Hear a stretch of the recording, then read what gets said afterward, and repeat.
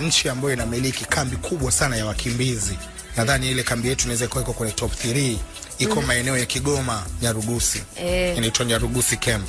Ile camp kule ndani kumekuwa sasa hivi kuna mambo mengi sana. Unajua internet imeleta vitu ambavyo tulikuwa hatuvioni, sasa hivi tunaviona kwa sababu watu wanakuwa ewa. Kule kuna wasanii, kuna models, kuna vitu kibao. Na kama ufahamu, juzi nilikuwa naangalia historia yao, huwezi kuamini ndani ile kambi kuna shule ya msingi, shule za msingi 25 wanasoma. Kambi inaendelea kule, kwa kuna shule ambazo zinafundisha kwa mtaala wao. Okay. Kwa Kongo kama mambo ya Kifaransa, ma bonjour, upa, ma Paris. Walimu wanakuwa ni wa kwetu. Wa kwao, sasa kule wanasoma kwa mtaala wao. Mtu wa Kongo atasomaje mambo ya Kibongo? Tutamchanganya huyo. Ndio masuala ya nomino na kishazi shirikishi. Si yuko kwetu. So wale jamaa wanafundishwa katika nani yao ambao wanasoma, na wengine wanakuja kusoma DUD. Lakini ukiwafuatilia kitu cha kukuchanganya, wale jamaa kule ndani wanaipaka hizi digital media zao anji. Yani kwamba kule ndani ni wana trend, wanabishana, yani kuna mziki wao, mambo yao yanaendelea kule ndani, kuna design, yani wana kijiji chao. Kwanza wanajiita yani ni kijiji. Kama huyu ambaye nataka kuhadisia anajiita Nyago Man. Huyu Nyago Man ndo ana ngoma ambaye imetoka sasa hivi ndo ina kiki.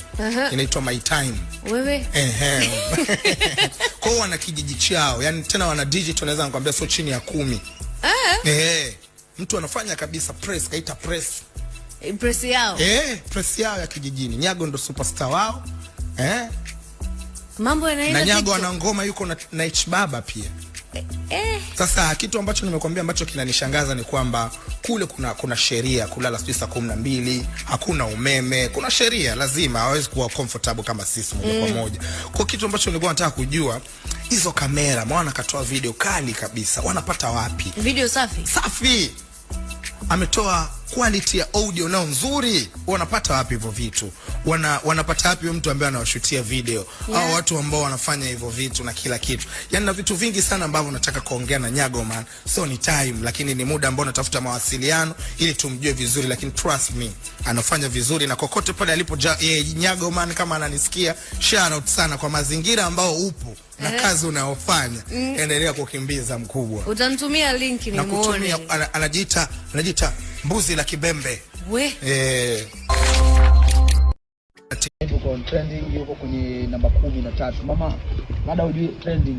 Yaani wimbo wetu ndo wimbo wangu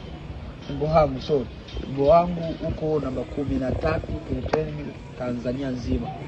Yaani wewe mama yangu, mtoto wako katika watu ambao wanatazamwa sana Tanzania, ambao wana watu wanasikilizwa sana.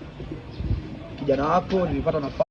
Yes, go Bazaneo bwana, leo nimetembelewa by Plaza for another mother. Sio mara ya kwanza, ni mara kibao anakujaga, lakini tena leo tuko hapa. One day you see me on Wasafi TV. Nazadi wanangu wote ambao wana Wasafi TV, ambao wana watch Wasafi TV sasa hivi walienjoy au wanaendelea kuenjoy na wimbo wangu. Wanangu. Sasa sijui niseme nini. Wewe mtoto. Mwambie mtoto mmoja kama ni Wanamisiamini, wanamisiamini. Sama 5. Tunavyoa 10 tukifanikisha kwenye. Alizaliwa kijana ambaye leo hii anaitwa Jamani, na wasalimu nyewe wote. Video mtoto wangu yuko natoka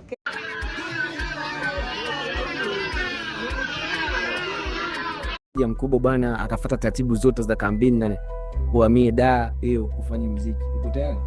Siwezi vita vya, lakini mimi ni msanii wa bei ghali sana pale kwetu. Kwa hiyo katika wasanii ambao wanaogopeka, mimi kuna wasanii wengi. Give me papa pako